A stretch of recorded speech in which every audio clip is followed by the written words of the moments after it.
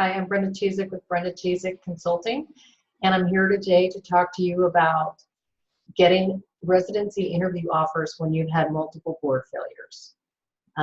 This is possible. I have seen many students get offers and match with multiple board failures. So kind of step back and take a sigh of relief, and I'm going to talk you through steps you should be taking in order to increase your odds of getting more interview offers.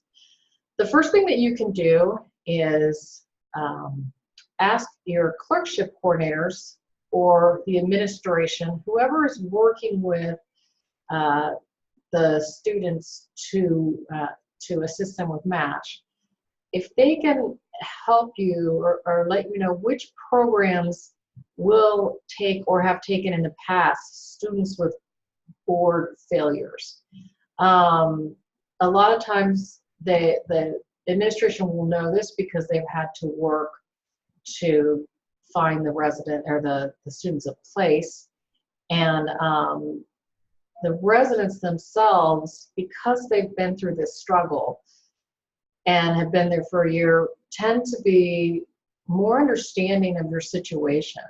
So sometimes what the clerkship coordinators or administration can do is they can reach out to those residents directly without letting you know their information, and asking them if it would be possible to share their names or their information with you, or if they can get you connected somehow. So if they don't feel comfortable doing that, they can just tell you. You know, this program tends to be more friendly and allows people to come in, or it takes people for residency if they've had a board failure. So go ahead and let them help you. They already know a lot of this information, so you can benefit from their knowledge. The next thing you can do is look at programs online. Some programs will actually say on their website that they will take a board failure. Now, whether they'll take multiple is a different question. And you can call the programs and just talk to them and say, you know, I had a board failure on 1 and 2. Is it an option for me to get an interview? Or looking at TRIs and possibly going that route. Finding a TRI at a program that you're interested in, getting into the TRI, taking your step 3, your COMLEX 3, and passing it, and then reapplying the following year and getting into the program. That is what you may have to do, or you could change your specialty. If you had multiple board failures and you wanted to go into pediatrics, that just may not be an option. You may have to look at family medicine and think about how you can do a lot of pediatrics in family medicine, whether it's practicing in an area with a big clinic or that specializes in pediatrics. But there are a lot of options, and I would encourage you to talk to a specialist in the field. If you want pediatrics, go find a couple of pediatricians and say, here's my situation. You know, I didn't do so good. I'm not good at testing. I didn't do good on boards. But I really love kids and want to do pediatrics. What do you think are my best options? And, you know, they may be able to put you in touch with, you know, program directors or people who may be sympathetic to, you know, maybe not being the best on testing, but still having a passion and enthusiasm for a specialty. So you do have options. Your path just may not be linear in the way that you had anticipated, but you're still moving forward. A TRI is still moving forward. It's better than, it can be better than research. So if you think, well, I'm going to take a year off and maybe do research and then take the step 3 or complex 3 and then go back through again. The problem with that is you lose a little clinical skill just being out of practice. So that may not be your best plan. It can be a plan if maybe you do research with a pediatrician or with a specialist who you're interested in working with, and they're on board with that.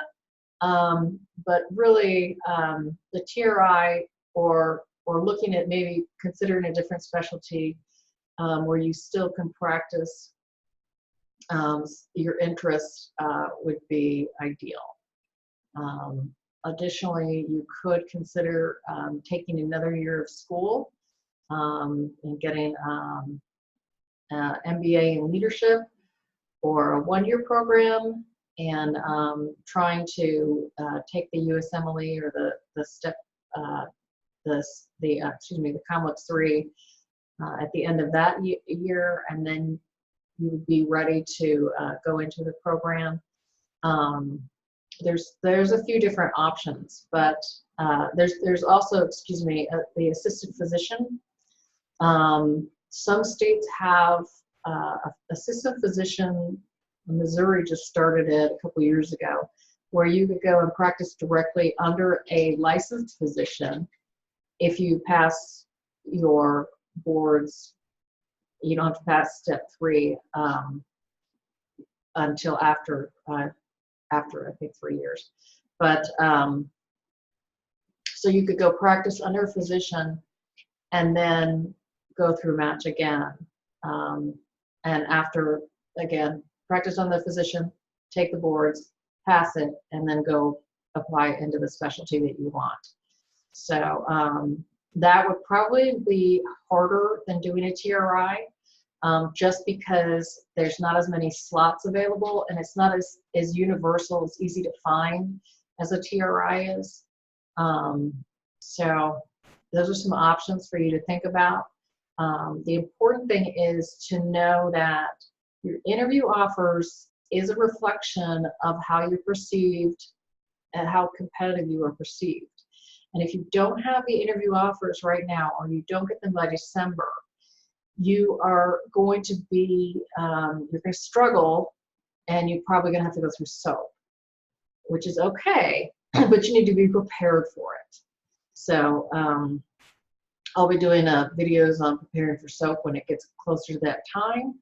But the most important thing that you can do now is everything in advance that you would do after SOAP, excuse me, in preparation.